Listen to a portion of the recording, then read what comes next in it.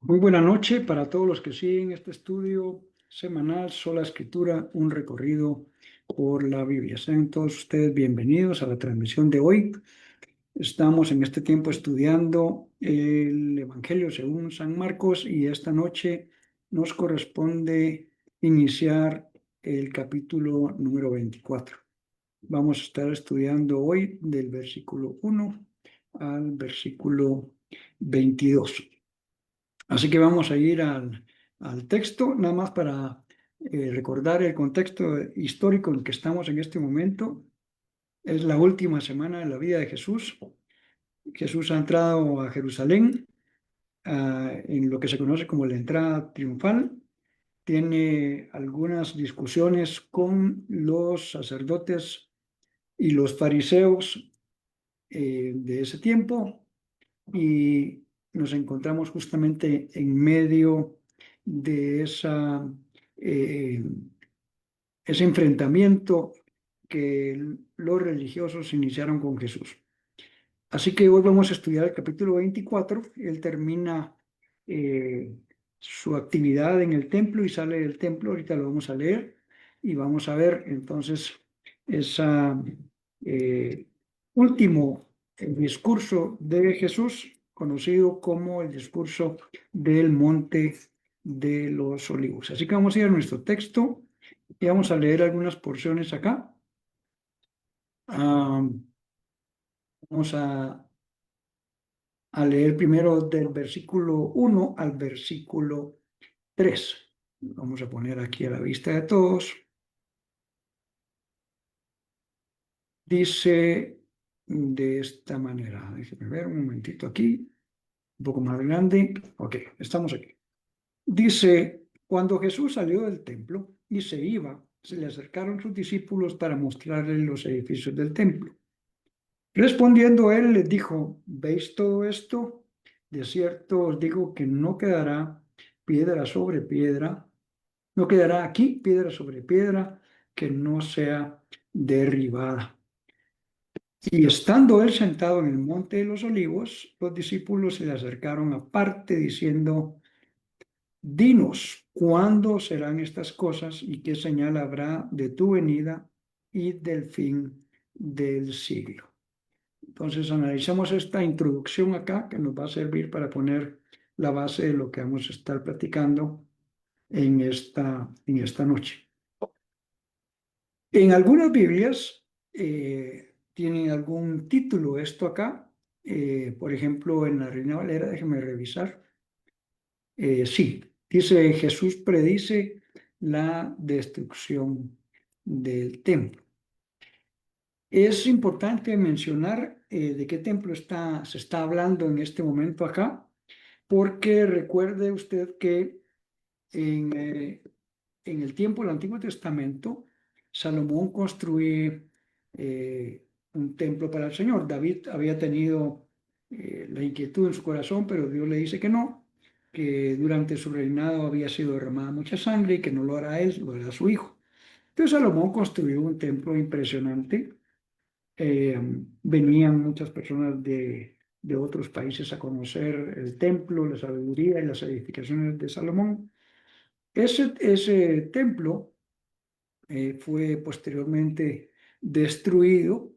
Y recuerde usted que llevaron al pueblo de Israel y al de Judá cautivos por los babilónicos y los asirios, y posteriormente se reconstruye en tiempos de el libro de Esdras y también las narrativas de Jeremías. Esos dos libros de la Biblia nos hablan justamente de esa reconstrucción que se dio del, ah, del templo y de las murallas de la ciudad. Cada uno de ellos, Esdras y Nehemías, pues narra una parte de esto que estamos comentando. Luego, ya acercándonos al tiempo de Jesús, eh, Herodes el Grande construye un templo muchísimo más grande que los anteriores. Por cierto, hay unos comentarios de que a Herodes el Grande le llamaban así, no tanto por quizá por su estatura o alguna condición física, sino que básicamente él tenía deseos de grandeza y entonces todo lo que él construía lo hacía así a nivel macro. Por eso él construye ese templo, que es el que está vigente en el momento en que Jesús aparece en la historia. Y justamente este templo es el que los discípulos le llaman la atención y le dicen, mira, mira cuán grandes piedras, mira estas construcciones. Dice en el Evangelio de Marcos que ellos le están hablando, mira, mira la grandeza de esto, ¿verdad? Y Jesús entonces responde en este momento con algunas cosas muy puntuales. Vamos a leer ahí ya en nuestra Biblia en paralelo. Dice que, voy a leer la NBI ahora, Jesús salió del templo y mientras caminaba, ya se iba, dice Reina Valera, entonces se le acercaron sus discípulos y le mostraron los edificios del templo. Cuando dice los edificios es porque no solamente estaba el templo per se, sino tenía varias otras construcciones, algunas incluso eran habitaciones de las diferentes órdenes sacerdotales.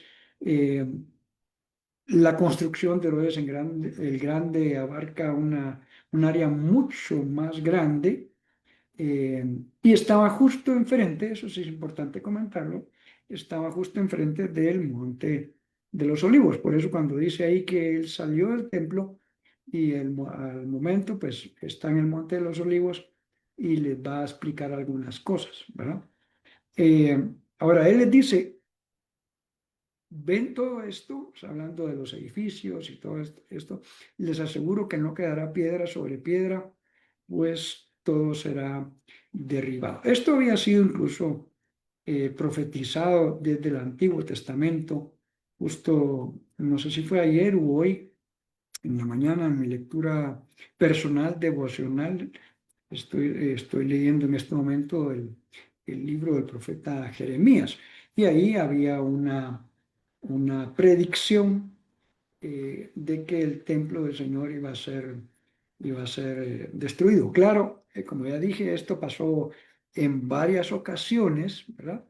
Eh, justo cuando los babilónicos llegaron, etcétera, pero aquí Jesús le está diciendo que de esto que ustedes están viendo aquí, no va a quedar piedra sobre piedra, pues todo será derribado.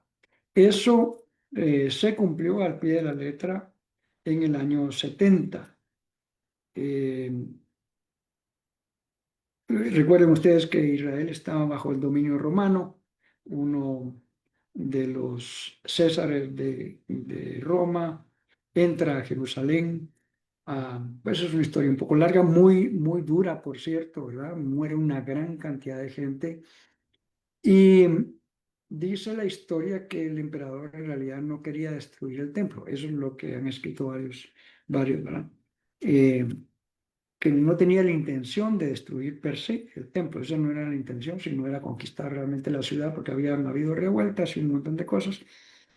Murió una gran cantidad de gente, altísima cantidad de gente, pero algunos historiadores dicen de que hubo un incendio y entonces justamente en el templo.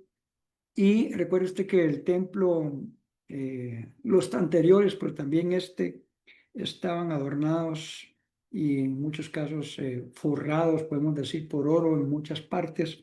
Entonces, entre ese incendio el oro se derritió y las personas, los soldados y otros que estaban entrando a la ciudad con tal de agarrar oro, pues movieron piedras y todo lo demás para rescatar el oro que se estaba haciendo, que se estaba fundiendo, ¿verdad? Y llevárselo, después venderlo.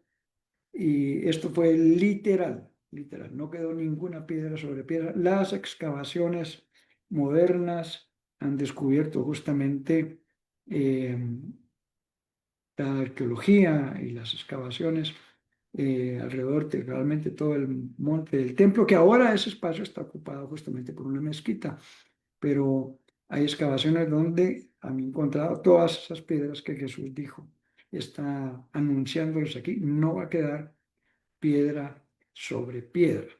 Okay. Estamos hablando del año probablemente el 33, ¿verdad? Que Jesús está diciendo esto. Eh, y esto, como dije, sucedió en el año 70. Él está anunciando, ¿verdad?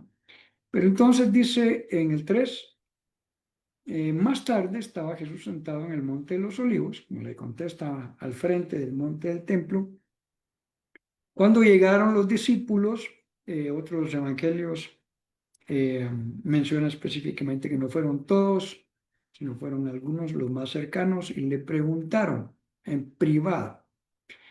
Si usted se da cuenta, aquí hay 3 preguntas y las vamos a leer y luego vamos a hacer un comentario que va a introducir todo lo demás que vamos a estar explicando hoy en la noche. ¿Cuáles son las 3 preguntas que Jesús está siendo interrogado? Número 1, ¿cuándo sucederá eso? ¿Qué es eso? La destrucción del templo. Jesús dijo, no va a quedar piedra sobre piedra. Entonces ellos le preguntan, ¿cuándo va a suceder eso? Número 2, ¿cuál será la señal de tu venida? Y número 3, ¿cuál será la señal? O sea, no lo vuelven a repetir aquí las palabras, pero está implícito. ¿Cuáles serán las señales del fin del mundo? Hay 3 preguntas directas que los discípulos hacen a Jesús. Antes de entrar en materia y ver incluso las respuestas de Jesús, Eh, es bueno pensar y comentar aquí en voz alta. Los discípulos les tomó bastante tiempo entender quién realmente era Jesús. Recuerden ustedes que más de la mitad del Evangelio de Mateo, Jesús está con ellos hasta que un día dicen, bueno, ¿quién dice la gente que soy yo? Ah, pues dicen que eres un profeta. ¿Y quién dicen ustedes que soy yo? Y Pedro responde y dice, pues nosotros hemos creído que tú eres el Cristo, el Hijo de Dios viviente. Jesús le aplaude y le dice, pues esto no te lo reveló carne ni sangre, te lo reveló mi Padre Celestial. Pero hasta este momento, digámoslo así, los discípulos no habían comprendido realmente quién era Jesús e incluso su plan completo, porque recuerde que en la mente de los judíos había unas ideas preconcebidas respecto de quién, quién iba a ser el Mesías, pero también el papel del Mesías. Muchos estaban esperando un Mesías que viniera a gobernar civilmente, que les quitara el yugo de dominio que tenían los romanos, etcétera. Aun cuando Jesús ya resucita, antes de subir al cielo, los discípulos le vuelven a preguntar, ¿restaurarás ahora el templo de Israel? O sea, ellos seguían pensando de manera nada más civil, ¿verdad? Eh, o sea, estas ideas preconcebidas estorbaron mucho del entendimiento que Jesús quería transmitir de quién realmente era Él. Cuando finalmente entienden, Jesús les empieza a hablar de que era necesario que el Mesías padeciera, fuera entregado en manos de los gentiles, etcétera. Imagínense que les tomó tanto tiempo poder entender quién era realmente Jesús como el Mesías.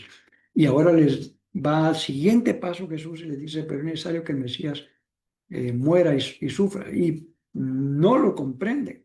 ¿Cómo así? Ah, bueno, pero él les dijo, pero es necesario que muera y resucite. Dice que no entendían esta parte.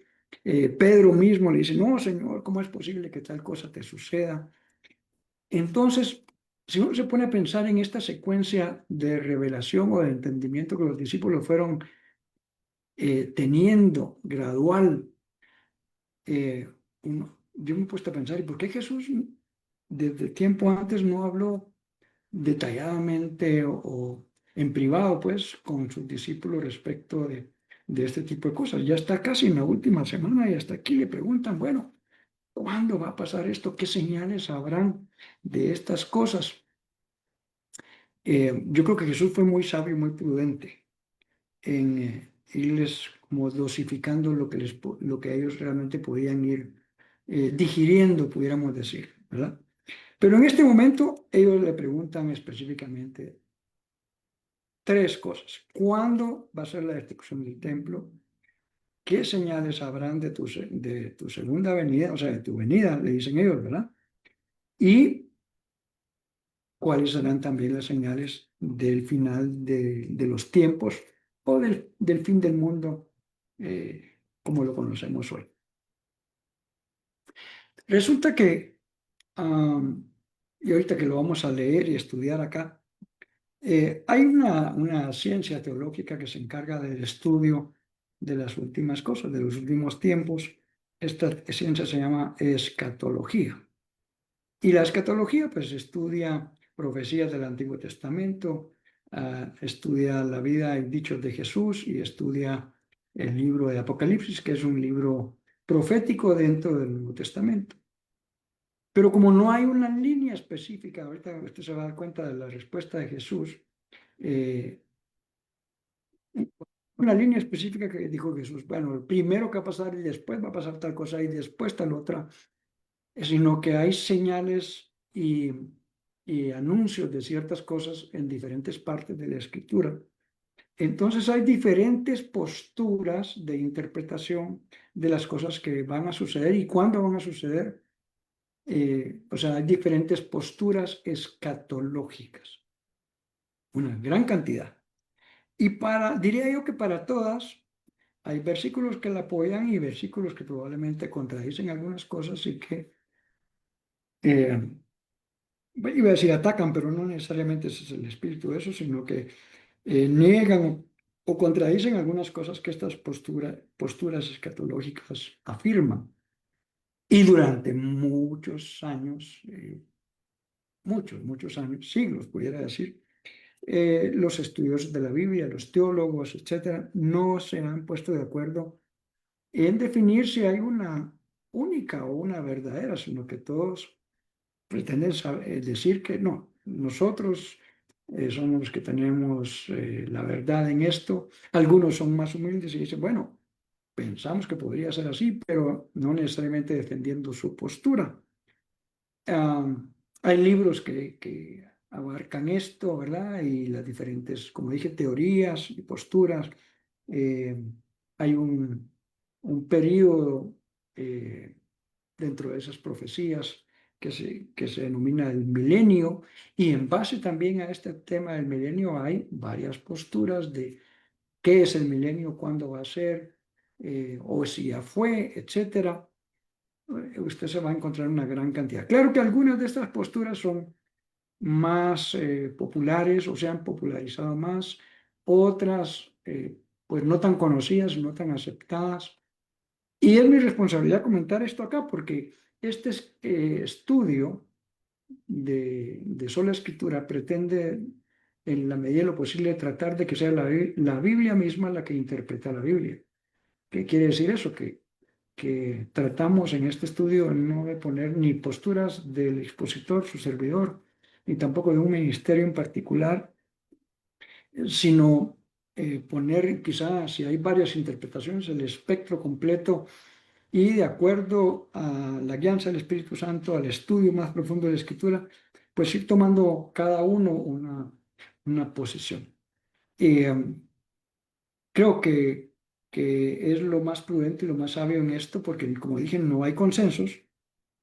Aún y cuando hay consenso, yo recuerdo hace algunos años que estaba viendo un programa de televisión de una iglesia que tenía un programa en cierto canal, y entonces escuché al pastor hablar esto y esto sobre este tipo de cosas escatológicas, y entonces él dijo en un momento, dijo, y si usted está en una iglesia donde no se comparta esto que estoy diciendo, hablando de posturas escatológicas, que ya le dije que hay muchas y que no hay una unificación en esto, pero este pastor dijo, y si usted está en una iglesia donde no se predique esta postura que yo estoy diciendo, sálgase de esa iglesia. Le confieso que me puse muy molesto. Eh, Cambié de canal y dije, ¿cómo es posible? Me pareció un poco irresponsable.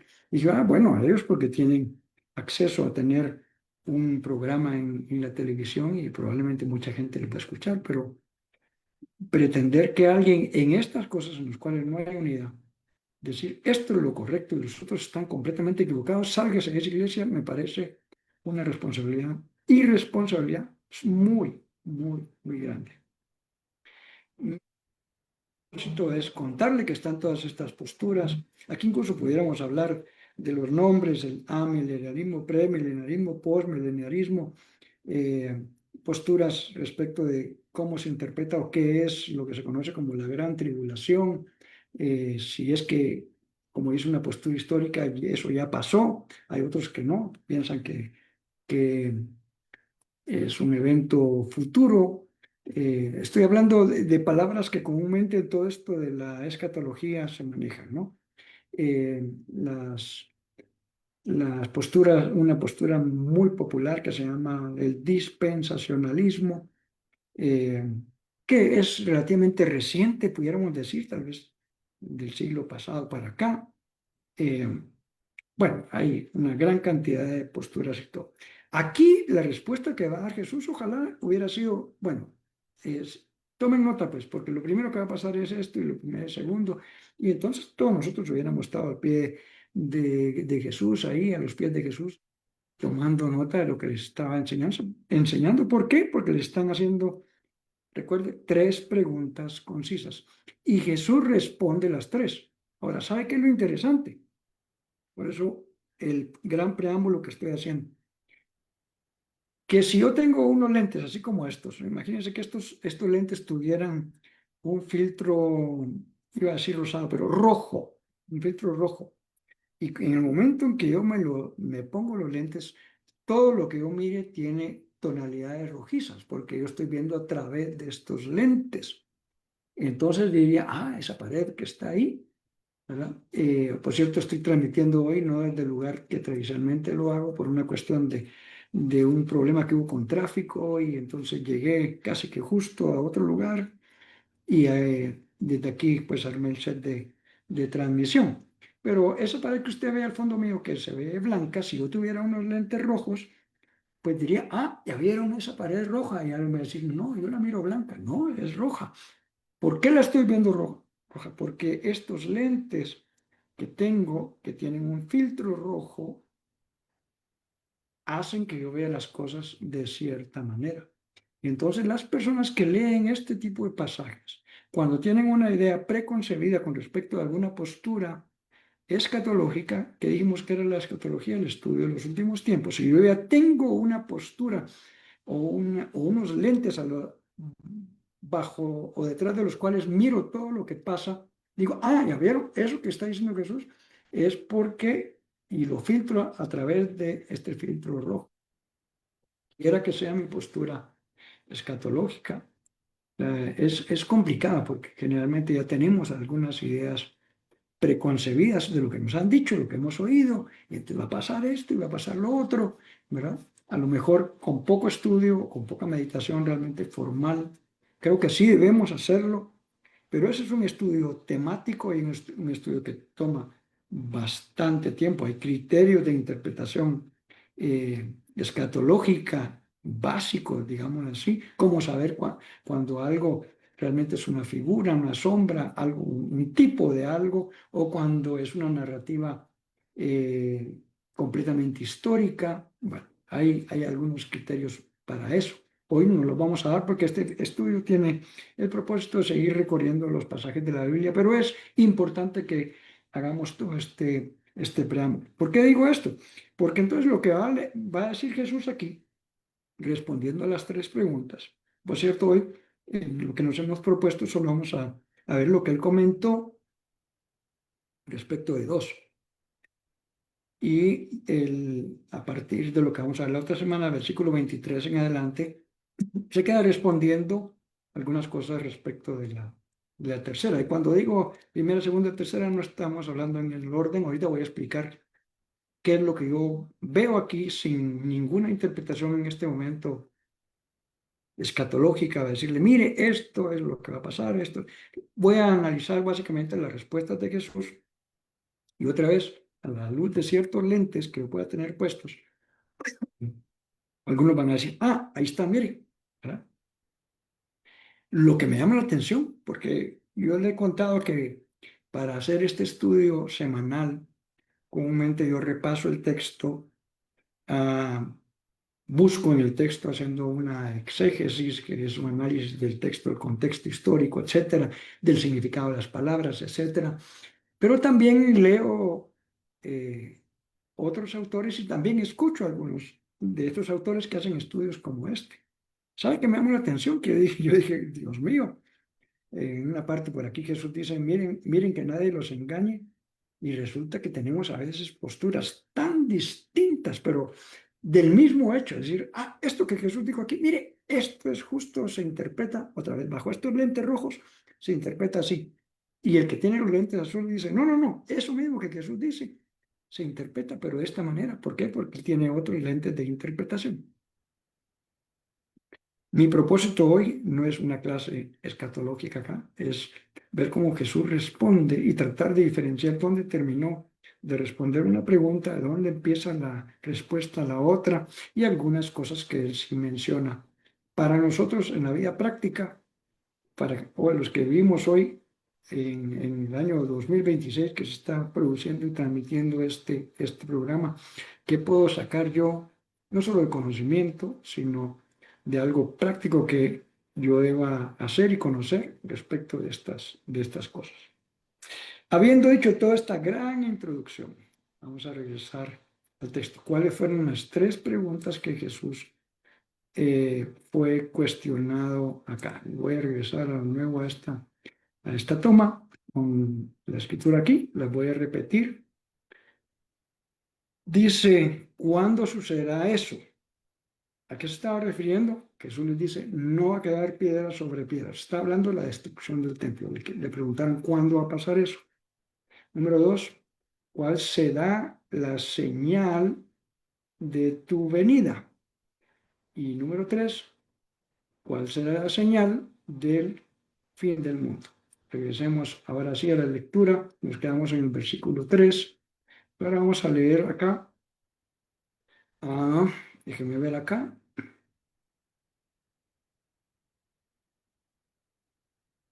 Versículo 14. Acompáñame por favor en la lectura. Solo quiero ver si hice el cambio adecuado. Sí, así es. Muy bien. Dice de esta manera.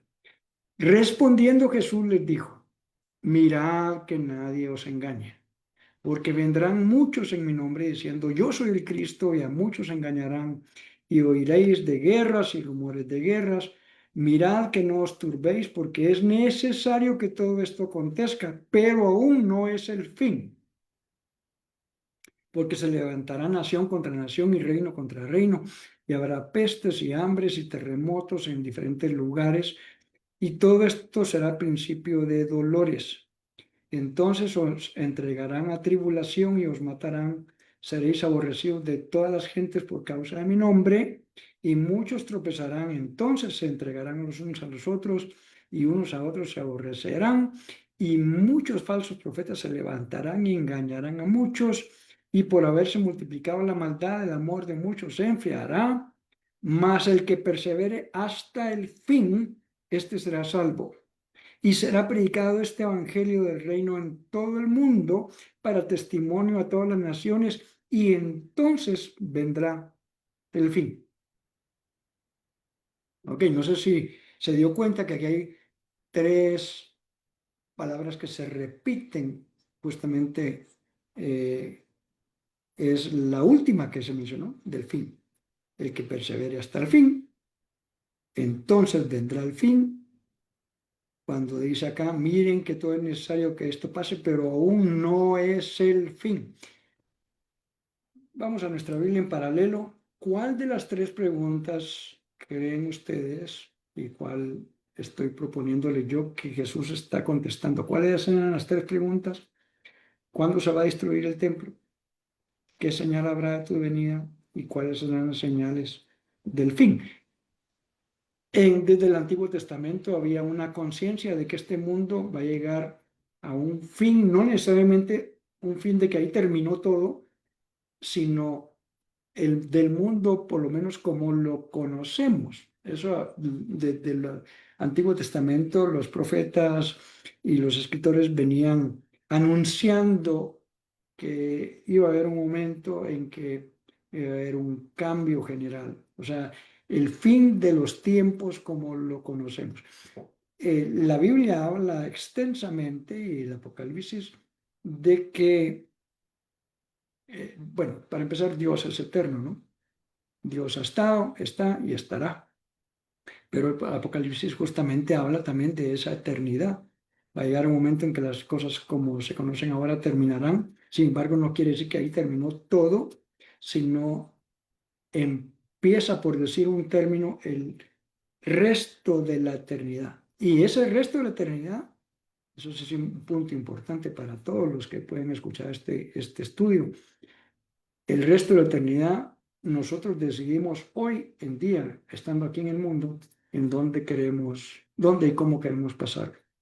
En una eternidad en comunión eterna con Dios o en una eternidad de sufrimiento eterno. Eso es lo que habla la Biblia y lo que habla el Apocalipsis, que vendrá un tiempo justamente de juicio en donde se analizará, se verá cuál fue la decisión que tomamos nosotros para cualquiera de estas dos opciones del resto de la eternidad. Pero lo que estoy comentando es que desde mucho tiempo en el Antiguo Testamento había una conciencia de que el mundo como lo conocemos ahora eh, va a terminar y empezará otra cosa.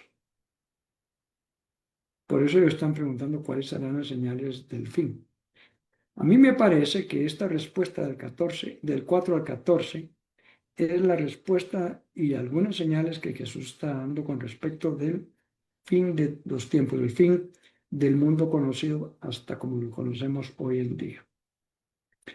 Por eso hice la mención de que él pone aquí 3 veces la palabra fin, porque esa fue una de las preguntas. Él no la respondió en orden según mi humilde apreciación. Si usted tiene unos lentes escatológicos puestos y puede ver, no, ahí está hablando de tal postura, miren, ahí está hablando de tal cuestión. Ok, respeto esa postura. Yo, como dije hoy, estoy tratando de presentar de una manera lógica aquí la respuesta de las 3 preguntas que le hicieron a Jesús.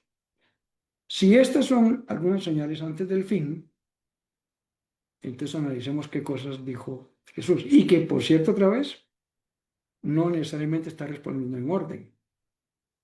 Ah, porque ya se va a dar cuenta usted que de repente, bueno, habló del fin, tal vez ahora va a hablar de lo antes del fin y lo más inmediato. No se tomó el tiempo de responder de esa manera, pero aquí, según algunas cosas que hemos visto preliminarmente, él está dando señales antes de ese fin que ellos ya conocían y esperaban. Una cosa importantísima es el 4. Mirad que nadie, tengan cuidado que nadie los engañe. O sea, ¿sí es importante estudiar estas cosas sobre los últimos tiempos y todo? Sí. ¿Es determinante para nuestra salvación o lo demás? Probablemente no. Pero sí es importante no decir, bueno, no, si va a pasar, va a pasar, y sepa yo o no sepa, no. Sí es importante que uno pueda tener claridad de algunas cosas que viene, como decimos antes, y que probablemente continúa. También una cosa que llama la atención aquí es que Jesús no establece una agenda y le dice, bueno, y lo primero que va a pasar es esto, lo segundo, habla de señales, ¿verdad? O sea, y de hecho pone un ejemplo que eh, es digno e importante de estudiar para nosotros. Primero dice que van a venir muchos y diciendo que yo soy el Cristo y engañarán a muchos. Esto ha pasado a lo largo de la historia. Sigue pasando. Yo recuerdo que cuando yo vine al cristianismo, escuché un par de casos muy tristes y muy duros, ¿verdad? De personas que engañaron a grandes grupos de creyentes, diciéndoles que venía el fin del mundo, que él era eh, una encarnación del Cristo. Eh, Hubo uno que se llamó Jim Jones, que tuvo lugar ahí en la Guyana, y les dijo, el fin del mundo ya viene, tenemos que tomar este veneno para irnos con Dios. Uno dice, ¿cómo es posible? Pues lea la historia, esto ya fue el siglo pasado.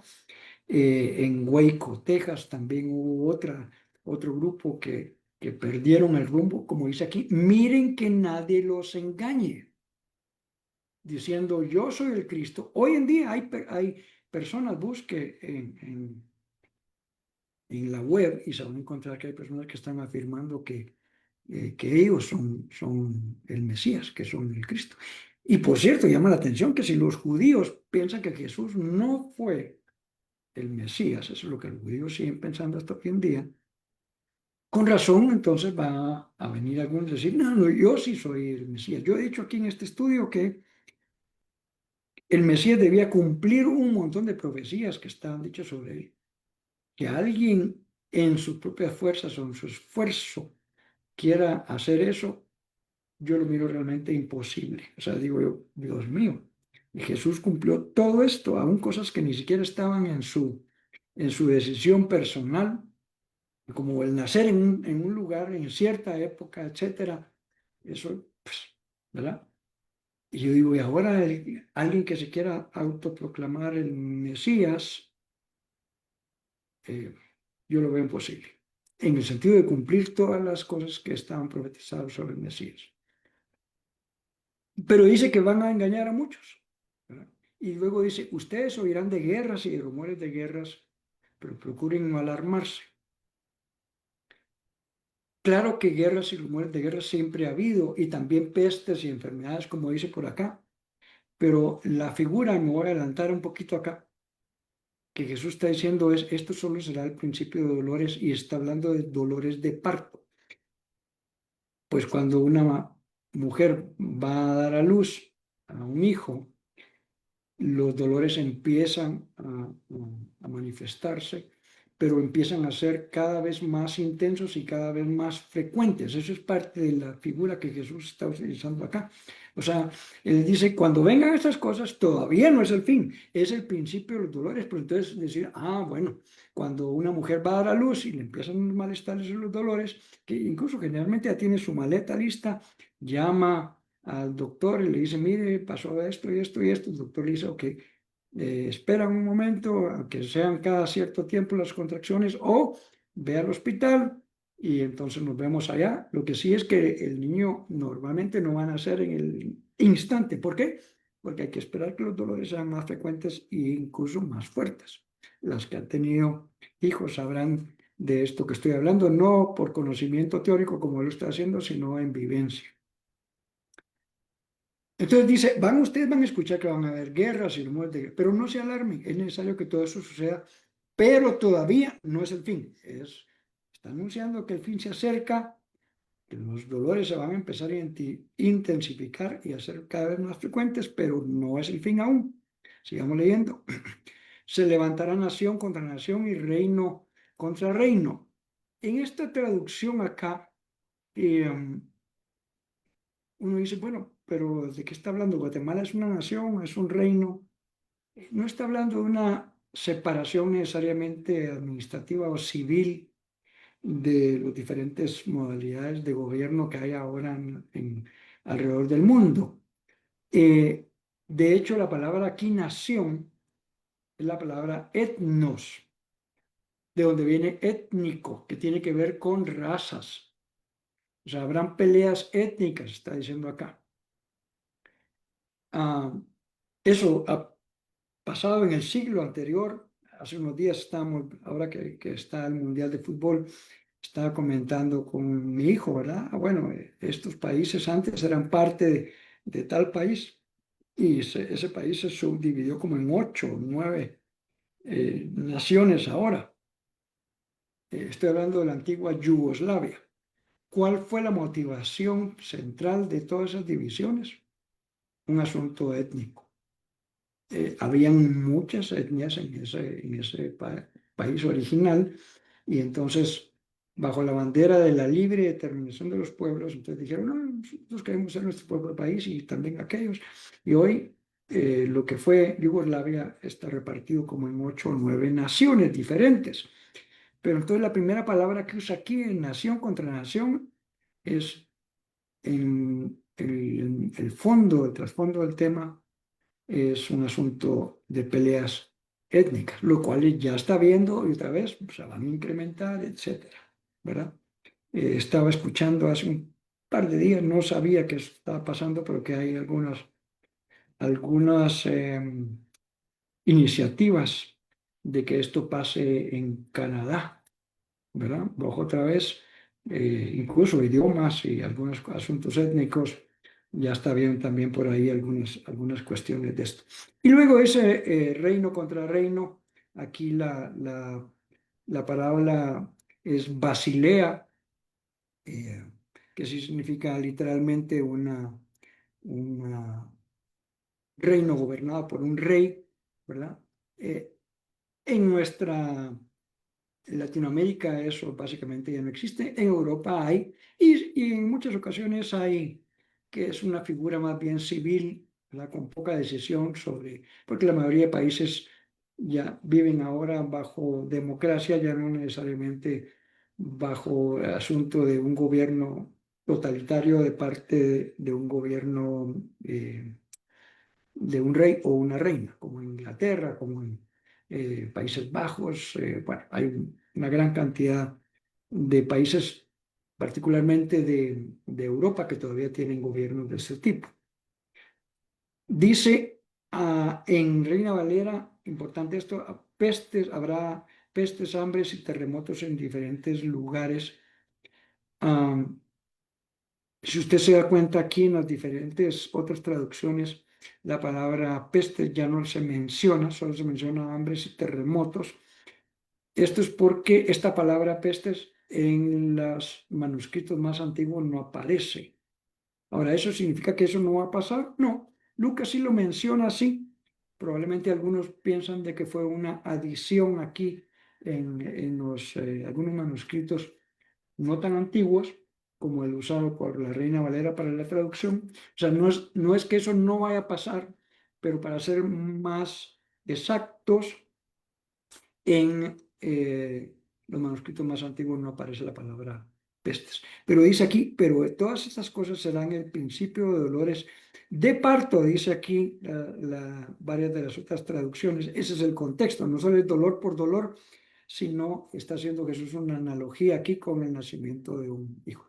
Los entregarán a ustedes para que los persigan y los maten y los odiarán en todas las naciones. Esto ya está pasando, se sigue acrecentando en varios países de África, en Nigeria y otros países hay una persecución tremenda, en China, contra todo lo que se llame o huela a cristianismo. Esto ya está pasando, pero se va a incrementar y se va a incrementar lo que Jesús dijo. En aquel tiempo muchos se apartarán de la fe, ¿verdad? Y unos a otros se traicionarán y se odiarán.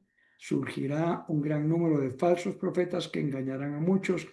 Y también dice, habrá tanta maldad que el amor de muchos incluso se enfriará. Es un tiempo difícil, ¿no?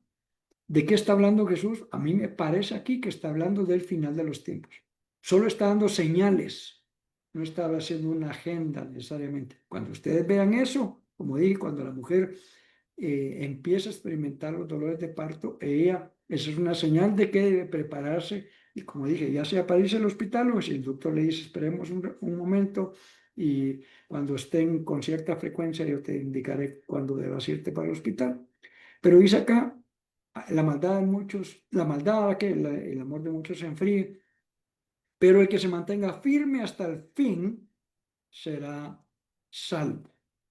Eh, Aquí no está hablando, no es el propósito de este pasaje, hablar un tema de si la salvación se pierde o no. Algunos dicen, otra vez, con unos ciertos lentes de interpretación, no escatológica, sino simplemente doctrinal, dicen, ya vio, si alguien entonces no persevera hasta el fin, no se va a salvar, quiere decir que la salvación sí se puede perder. Personalmente yo pienso que no se está refiriendo a este punto, sino a una exhortación de deben mantenerse fieles. Eso es lo que nos debe interesar a nosotros en lo personal ahorita. Yo estoy siguiendo al Señor, pero yo debo permanecer fiel al Señor aun y cuando vengan todas estas cosas que me está advirtiendo. Y entonces termina diciendo aquí Jesús en esta porción, y este evangelio del reino se predicará en todo el mundo como testimonio a todas las naciones, y entonces, eso sí es importante, vendrá el fin. Quiere decir que una de las señales fuertes es que antes del fin el evangelio llegará a ser predicado en todas las naciones. Tenemos un déficit actual, o sea, usted puede decir, mire, ¿y el fin ya va a ser? usted vea cómo va el tema de la predicación a todas las naciones. Tenemos un déficit histórico de predicación en ciertas áreas en las cuales hay muchísima gente que nunca ha escuchado ni siquiera que hay alguien que se llamó Jesús y que vino para la salvación de todos nosotros. Hay algo que se llama la ventana 1040. Eso está hablando de ciertas latitudes y altitudes en el mapa mundi, y ahí donde está la mayor cantidad de población que nunca ha escuchado respecto de Jesús y su plan de salvación. ¿Quiere decir eso? ¿Falta? Sí, Jesús dijo que los dolores iban a incrementar y se iban a hacer más frecuentes, o sea, iban a ser más fuertes y más frecuentes, como un dolor de parto. Pero una señal importante es esta. ¿Qué podemos hacer nosotros? Trabajar para que la predicación del Evangelio llegue a todas las criaturas. Y entonces sabemos que un día de esos, entonces vendrá el fin. Vamos a leer del 15 al 22 y hacer el comentario final para hoy. Ok, mi perspectiva personal es que aquí Jesús está hablando de señales antes del fin, ¿verdad? No las dio muy claras, no las dio en orden. Está diciendo, pongan atención con esto, pongan atención con lo otro. No dijo, miren, en tal fecha va a pasar tal cosa y luego esta y luego lo otro. Está hablando, creo yo, una serie de generalidades que obviamente tienen que encajar en un plan general de Dios. Pero ¿cómo interpretamos eso y decir, este es el plan y yo tengo la verdad? Ah, yo me quedaría con una prudencia, incluso como dice aquí, miren que nadie les engañe. Entonces dice, por tanto, cuando vean en el lugar santo la abominación desoladora de la cual habló el profeta Daniel, el que lea entienda, entonces los que estén en Judea huyan a los montes, el que esté en la azotea no descienda para tomar algo de su casa, y el que esté en el campo no vuelva atrás para tomar su capa. Mas hay de las que estén en cinta, y de las que críen en aquellos días. Orad pues que vuestra huida no sea en invierno ni en día de reposo, porque habrá entonces gran tribulación como no la ha habido desde el principio del mundo hasta ahora, ni la habrá. Y si aquellos días no fueren acortados, nadie sería salvo, mas por causa de los escogidos aquellos días serán acortados. Ok, a mí me parece en específico que Jesús ahora ha empezado a responder otra de las preguntas. Tres preguntas se le hicieron. ¿Cuándo será el fin? ¿Cuándo va a ser la destrucción, esa que mencionaste del templo? ¿Y qué señales habrán de su venida? Hemos dicho que probablemente los versículos del 4 al 14 están hablando de señales del fin. Y digo probablemente porque lo dejo sujeto justamente incluso a esas interpretaciones de esos lentes escatológicos que cada uno tenga. Ahora, ¿de qué está hablando acá? Dice, cuando vean la abominación desoladora de la cual habló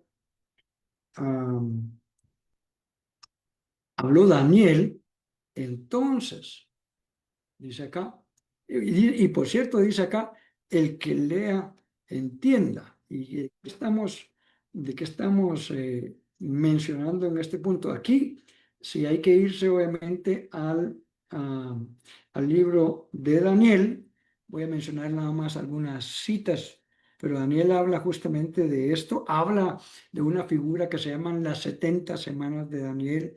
Hay diferentes posturas escatológicas interpretando esto y de esas 70, Daniel dice que hay 69 que se cumplen en cierta cantidad de años y luego la última semana está dividida en dos mitades, ¿verdad? Obviamente diría sí, pero él dice, bueno, y que cada una de esas semanas son múltiplos de años, etcétera. Que la última semana está dividida en dos, 3 y media semanas y hay algunas señales, incluso habla del Mesías, le quitan la vida al Mesías, etcétera. Uno dice, bueno, pero ahí está claro, ok. Pero también entonces Daniel habla de esto que se llama la abominación desoladora. Le quiero dar algunos pasajes para que usted vaya y lea respecto de esto. Daniel 9:27, Daniel 11:31, Daniel 12:11 habla respecto de esto, pero en una parte de esto dice que va a venir una abominación, eso es como un sacrilegio que causa desolación. Y eh, muchos historiadores interpretan justamente esta parte con algunas cosas que pasaron ya en este tiempo que estamos hablando de Jesús acá, y particularmente ya cuando viene el tiempo previo a la destrucción del templo.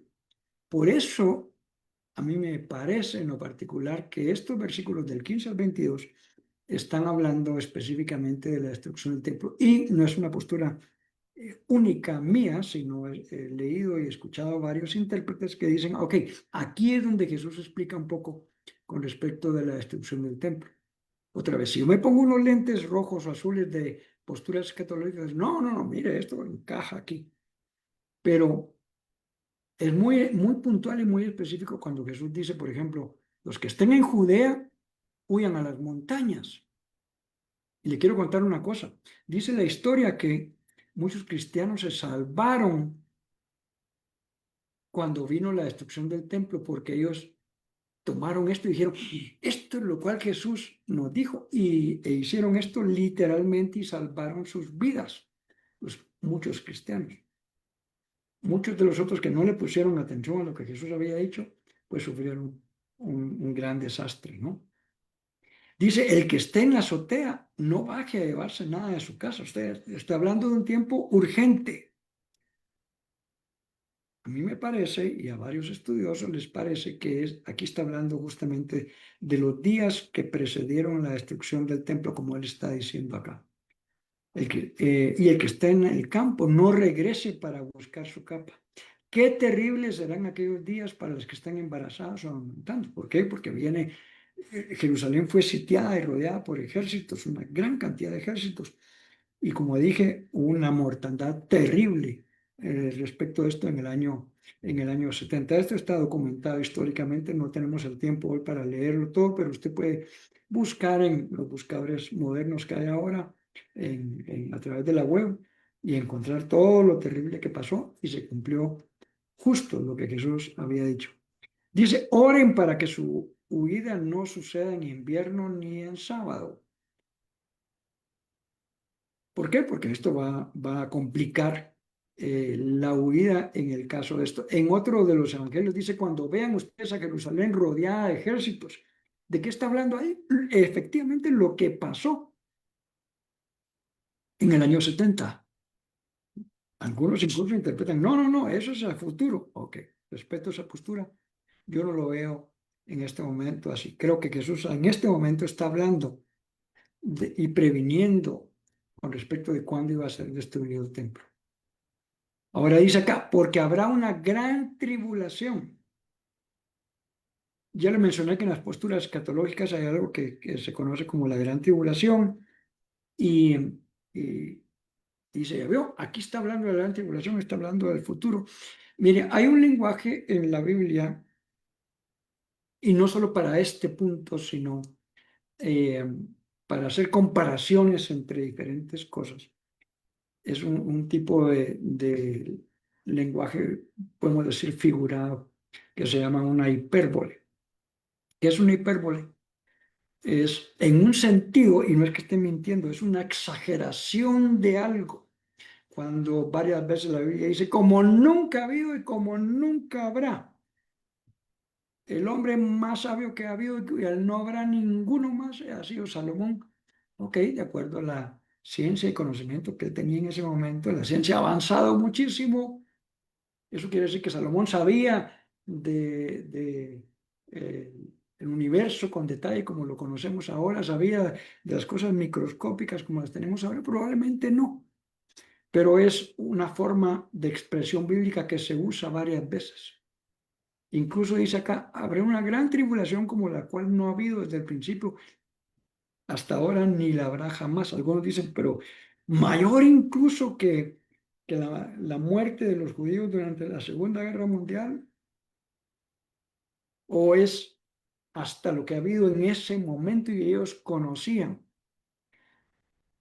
Personalmente, yo creo que aquí Jesús está usando una hipérbole para decirle, va a ser terrible, terrible.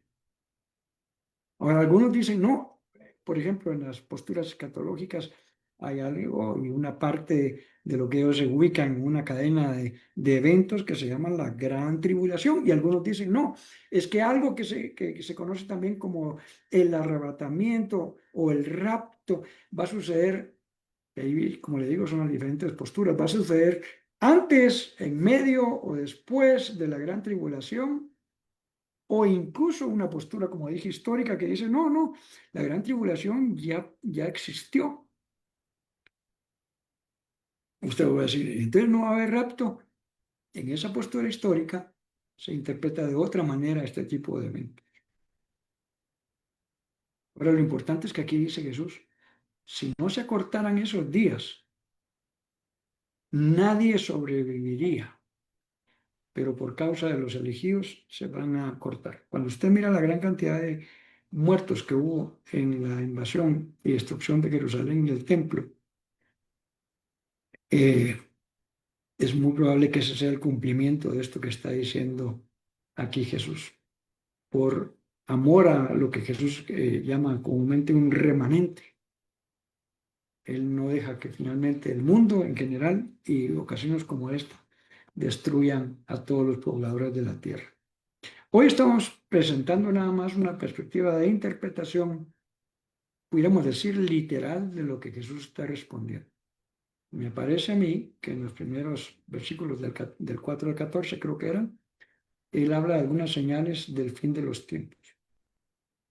En esto, del 15 al 22, me parece a mí de nuevo, que él está hablando de, porque le preguntan, ¿cuándo va a ser, cómo va a ser la destrucción del templo? Él no dice, ya van a saber, en el año 70, no, pero sí les dio una gran cantidad de señales para que ellos estuvieran apercibidos.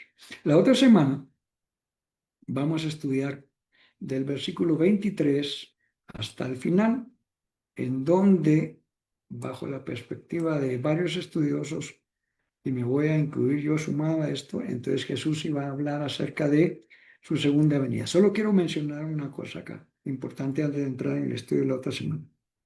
Los profetas del Antiguo Testamento hablaron bastante de la venida de Cristo, pero casi que ninguno, o por lo menos ellos no estuvieron conscientes de que hubiera una segunda venida del Mesías. Y eso tiene que ver con una alineación de una visión. Si yo miro una cadena volcánica, pero tengo el volcán más grande enfrente, como cuando uno se coloca enfrente del volcán de agua, y usted sabe que aquí en Guatemala hay una cadena de volcanes, y el volcán de agua, si yo estoy muy cerca, pues es muy grande, no me dejará ver los siguientes. Muchos estudiosos piensan de que los profetas del Antiguo Testamento no se refirieron, por lo menos conscientemente, a una segunda venida de Cristo, porque ellos básicamente lo que estaban dimensionando era la venida del Señor. Ellos no sabían si esa era la primera o era la segunda. Entonces, bajo esa perspectiva, como dije, empieza Jesús a dar algunas señales de lo que nosotros ahora llamamos la segunda venida de Cristo. Y ya reconocimos que ya hubo una primera, hay muchos, los judíos para empezar, no creen que Jesús era el Mesías, ellos siguen esperando la primera, mucho menos están esperando una segunda. Lo dejo aquí, nada más como un comentario, espero le haga meditar y enriquecer en su conocimiento bíblico, y que sí es necesario, para no ser engañado, estudiar más a profundidad esto. Como este no es un estudio temático, no nos vamos a meter a todas esas posturas escatológicas. Ah, seguimos hurgando en el texto y tratando de encontrar dónde Jesús respondió las tres preguntas que le hicieron en este momento. Vamos a despedir nuestra transmisión sin antes ver si puedo saludar a algunas personas. Déjenme ver si me aparece. No me aparece aquí en el Facebook en este momento el chat, ni tampoco la indicación de quienes estuvieron conectados. Pero por eso mismo, perdón, no voy a poder, creo que no voy a poder saludar a los que han estado conectados esta noche. Déjenme ver si por último esto me deja hacerlo. Sí, lo puse por acá a última hora. Mimi Aragón y su hija, gracias por estar acá esta noche. A Gloria Jurado, es mi suegra, la mamá de Lorena, gracias por haber estado esta noche y los invitamos para la otra semana.